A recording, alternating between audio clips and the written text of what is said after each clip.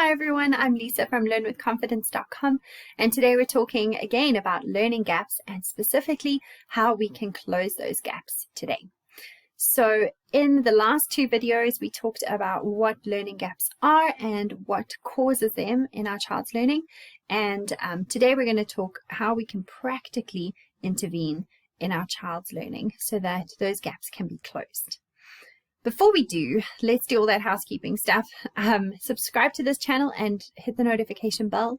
I like to remind you now and at the end because I know we forget these things. So yeah, you can do that. And then don't forget, if this content is something that you found useful, like this or comment on the video as well, so that other people who come across this video can also see if this is something that they would find useful to help them with their children.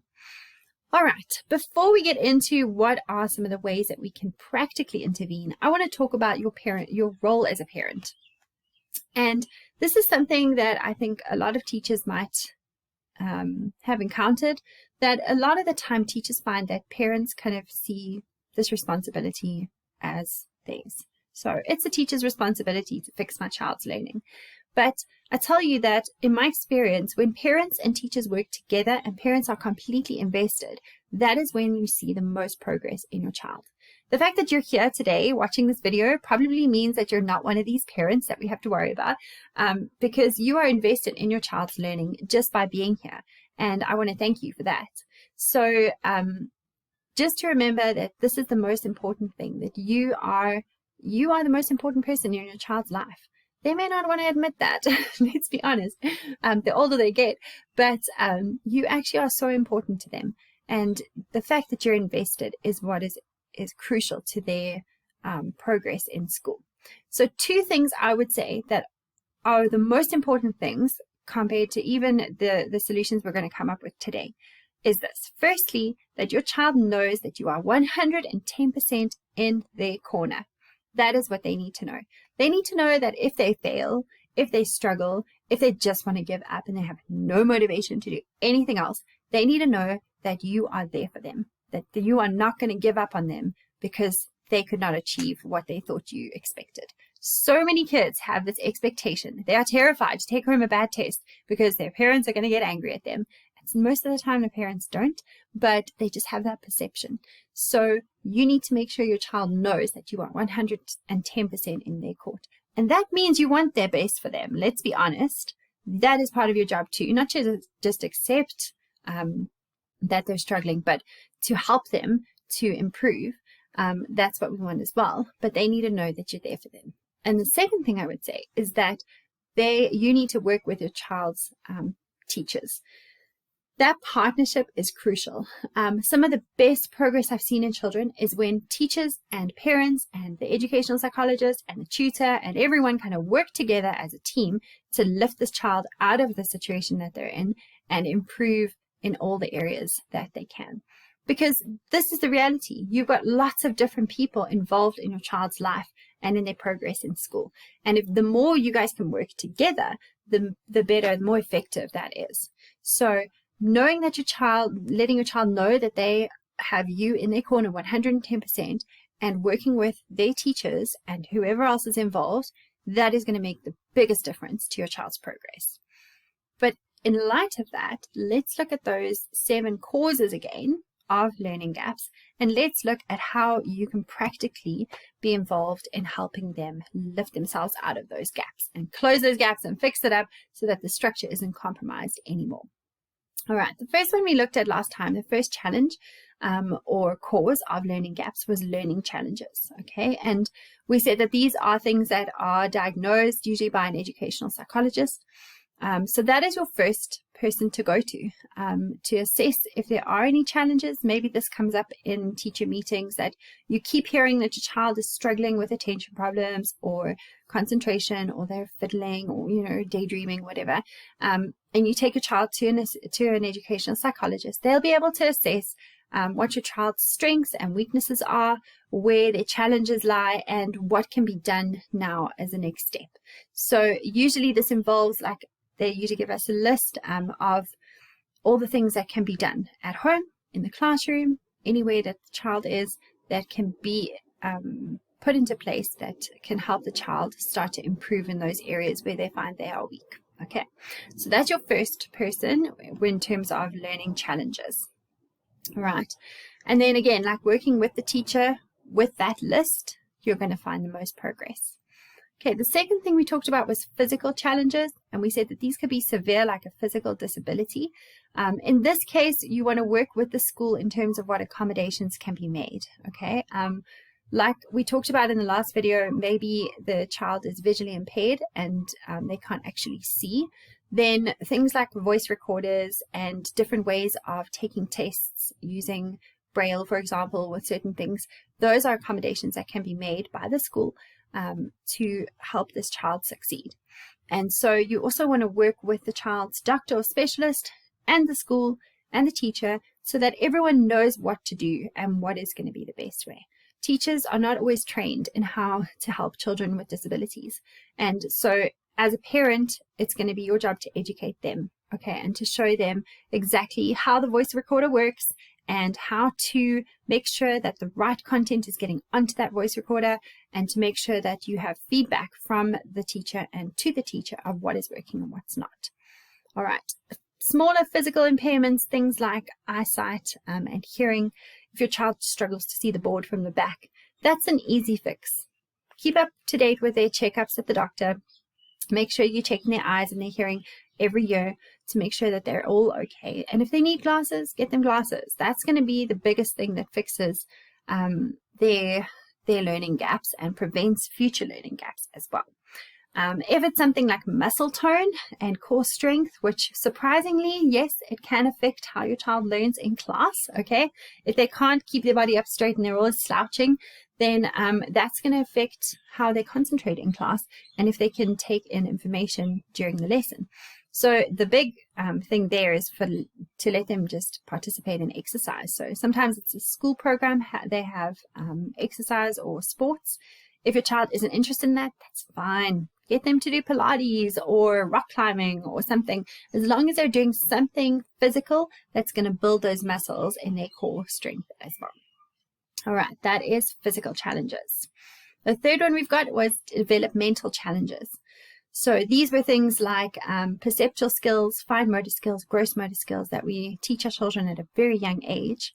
And in this case, prevention is better than cure. So if you're listening to this and you have toddlers, this is where you need to make sure that your child is learning all the skills that they need.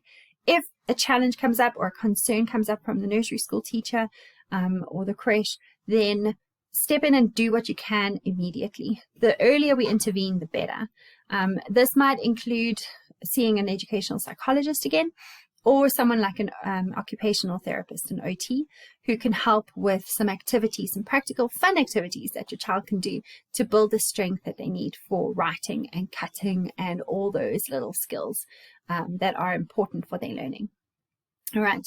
If your child is older and that kind of like early prevention kind of ship has sailed, that's okay. You can still build their strength. Do things that are age appropriate that they actually enjoy. So some fine motor skill ideas are things like crafts, where they have to, cut things and stick things and make something cool. Decorating cakes is using fine motor skills. Building those miniature models like miniature airplanes or ships. Those use lots of fine motor skills, and the boys might like those a bit more.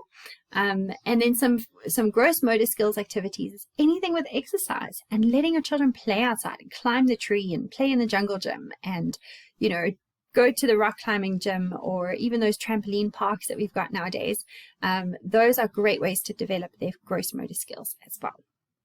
All right, some things that you can do when there are disruptions in their life that cause learning gaps. Sometimes these are things you can control, sometimes they're not. Okay, so here's my philosophy on this one. Control what you can, cope with what you can't. And that's how it has to be.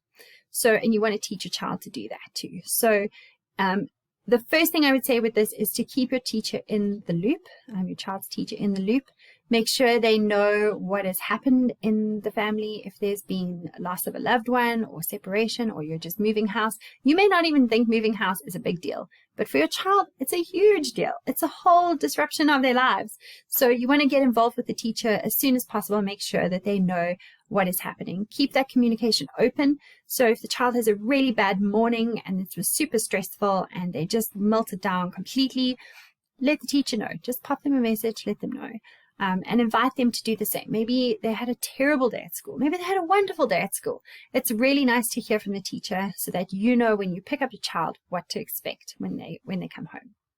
Okay, something like play therapy might help in the case of just having to deal with all those emotions from that disruption. Sometimes we think like it's so small. Why do we need like play therapy or something? But for your child, they've really struggled with it. Maybe it's something big and there's been a huge trauma in your family's life. That's okay. Like get some therapy for them, get some support for them, because that's going to make the biggest difference. And then lastly with this point is you need to look after you as well, mama. Okay. It's so easy when we're moms to like look after everyone else and make sure our kids are okay. But at the end of the day, if your cup is empty, then there's no way you can pour into your children's lives the way they need you to. So if emotionally you need some help, go get it. Okay, there is no shame in seeing a psychologist. There is no shame in talking to a counselor and just working through some of your own emotions, so that you can be 100% present and there for your child as well. All right, the next one we talked about was language barriers. We said that can cause some huge learning gaps. So the best way with this is to find a tutor that speaks your child's language, like literally, okay? That's someone who can teach them maths, but teach it in a way that they understand, or in the language they understand. So if Spanish is the language of the child, but they're learning it in English and they're really struggling with that, or if Zulu is the child's language and they're learning in their third language, which is English, then find a tutor who can speak the home language and help them through that subject. Now, other alternative is to get some extra lessons in that language, in English, for example, because I think most times we are learning in English. Definitely in South Africa we are. So get some extra lessons in English so that the child isn't struggling to learn the language and the topic of the subject as well. All right, then the second last one we talked about was poor teaching. And this is one that unfortunately you might not be able to actually intervene with specifically, but and control that. But connecting with the teacher is going to be really important. So if you find that your child is struggling with that subject, go find out why. Okay, go and speak to the teacher and find out what the issues are. If it's that the child just doesn't understand the teacher very well, like you might be able to discuss with them about that. If that ship has once again sailed, that this happened, 3 years ago, and now your child is reaping the effects of that, then the best thing you can do is to work with the teacher that they currently have. So see if you can find some extra resources or get some extra lessons from that teacher. Or you can find a tutor who can assist you to close some of those gaps from previously, so that they can carry on with the work that they've got now. The other option is to include some revision worksheets from previous grades even, or previous terms, so that your child can continue. I have a bunch of those on my website, which you are welcome to go and have a look at. Just look under the free resources or look under the products, and you'll be able to find them there. All right, and the last thing we said was poor support at home. And with this one again, we have to be honest. Sometimes we don't support our children in the way that they need. And once again, this is probably not you, probably preaching to the choir here. But we want to watch out, especially for the little things. So in the big things, we might be there. We might be able to help them with their homework. We might be making sure they get their studying done. We might be investing in the interventions that they need, like going to the educational psychologist, getting them glasses, all those things we've talked about before. But the thing I do want to challenge us all about here is the little things, the little comments or the heavy sigh when the child comes and asks for homework help again. Those little things convey an attitude that you don't want your child to pick up. So we want to try and be positive and encouraging as much as possible. Prioritize those things so that they can start to succeed. So these are some of the practical things that you can do. I hope that you found that useful today. Remember to leave a comment or like this video if you found it useful, and don't forget to subscribe as well. I'll see you in the next video. Keep on being the awesome mom that you are.